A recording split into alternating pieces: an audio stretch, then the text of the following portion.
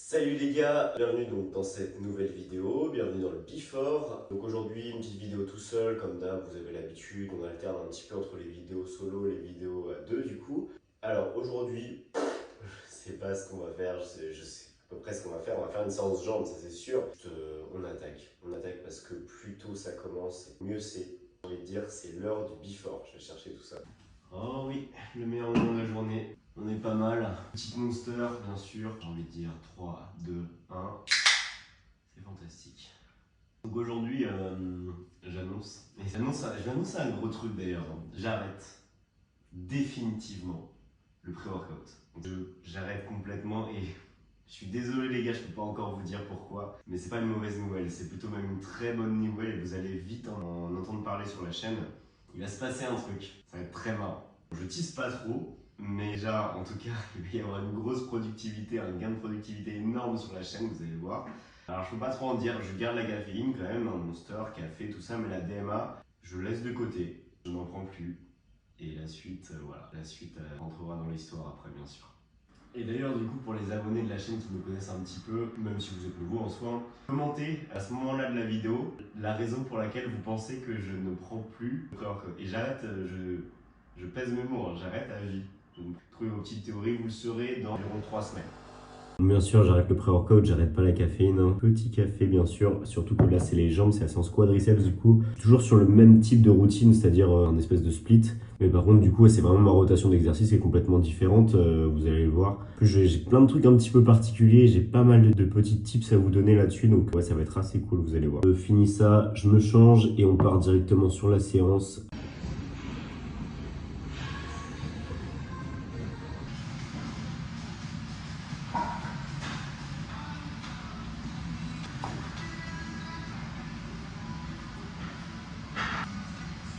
Ok, donc je reprends ici directement pour cette petite séance jambes. Premier truc qu'on peut voir sur le hack squat, c'est j'ai mis des élastiques. Alors pourquoi j'ai mis des élastiques? Je mets des élastiques en fait parce que ça va modifier la courbe de résistance de manière à ce qu'il y ait plus de tension en haut du mouvement et moins de tension en bas.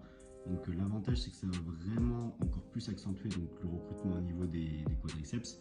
Et en plus, vous savez bien que sur les mouvements de poussée, on est beaucoup moins fort en bas du mouvement qu'en haut du mouvement, donc l'avantage c'est que ça égalise un petit peu plus la courbe de résistance. Ensuite on peut voir que j'ai des genouillères, pourquoi? Parce que également ça va me créer un petit rebond en bas du mouvement, là où c'est le plus difficile. Donc clairement voilà, c'est dans le même intérêt que les élastiques. Je place mes pieds relativement bas sur le plateau. Pourquoi? Pour augmenter le plus possible la flexion de genoux et donc le recrutement des quadriceps. Alors ensuite, deuxième exercice, du coup, ça va être la leg press, la presse à cuisse. Alors celle-ci, je l'utilise, je la fais sur de la série relativement longue, de 15 à 20 répétitions. Vous pouvez voir que je place mes pieds plutôt bas sur le plateau et j'arrive à les placer aussi bas déjà parce que la presse à cuisse elle est plutôt pas mal. Le plateau il est bien incliné, surtout aussi parce que j'utilise des chaussures du coup de squat, donc des Romaléo. Ça me permet d'avoir un drop en dessous du talon et d'avoir le talon surélevé et de du coup avoir moins besoin de fléchir mes chevilles. Du coup, je peux me permettre de placer mes pieds assez bas et d'avoir une grosse flexion de genoux, donc une grosse dominante sur les quadriceps. Également, ce que vous devez faire sur les presses à cuisse impérativement, c'est, vous voyez le dossier, vous pouvez le régler. Vous allez devoir le régler tout en bas du coup, pour pouvoir pas être limité en termes d'amplitude et pas avoir vos genoux qui se rapprochent trop de votre poitrine en fait. Et on arrive enfin sur les fameuses fentes bulgares. Alors les fentes bulgares ou le squat bulgare, ça dépend comment vous appelez ça. Plusieurs choses à savoir sur cet exercice. Déjà le placement des pieds il va être super important, c'est-à-dire que plus vous placez votre pied en avant, moins vous avez de flexion de genou et plus vous êtes du coup sur les fessiers et moins sur les quadriceps. Plus vous reculez votre pied de la jambe avant, plus vous êtes sur les quadriceps vu que vous augmentez la flexion de genou du coup. Également, du coup, il va y avoir l'inclinaison du buste qui va être important. C'est-à-dire que si vous inclinez votre buste en avant, ça va plus facilement étirer le fessier et donc le recruter.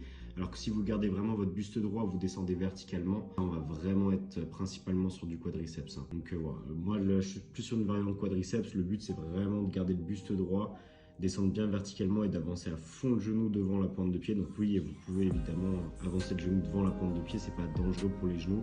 Ça va juste recruter un petit peu plus les quadriceps du coup. Et du coup, je termine la séance par un petit leg extension pour isoler un petit peu les quadriceps. On est sur un leg extension plate loaded, donc chargé par plaque. Sur cette variante, alors c'est la première fois que je testais, j'ai l'impression que la courbe de résistance, la tension elle est vraiment plus là-haut, donc c'est plutôt bien pour un leg extension. Ce que je cherche à faire, donc c'est vraiment à appuyer, vous le voyez, la contraction un petit peu là-haut, notamment quand c'est un peu plus léger, sur une petite seconde si possible. Une autre chose sur le leg extension, Ce que je vois beaucoup, c'est qu'il y a pas mal de gens qui ont tendance à un peu ego lift sur ce mouvement, donc à charger vraiment avec l'ego. C'est pas forcément une bonne chose. Moi, je préfère vraiment garder une amplitude la plus complète possible, descendre tout en bas dans un premier temps, mais surtout monter tout en haut. Aller vraiment chercher la contraction complète, parce que c'est vraiment le but de l'exercice en fait. Sinon, il n'a pas vraiment d'intérêt. Faire une extension de genou incomplète, ça n'a aucun intérêt sur ce genre d'exercice.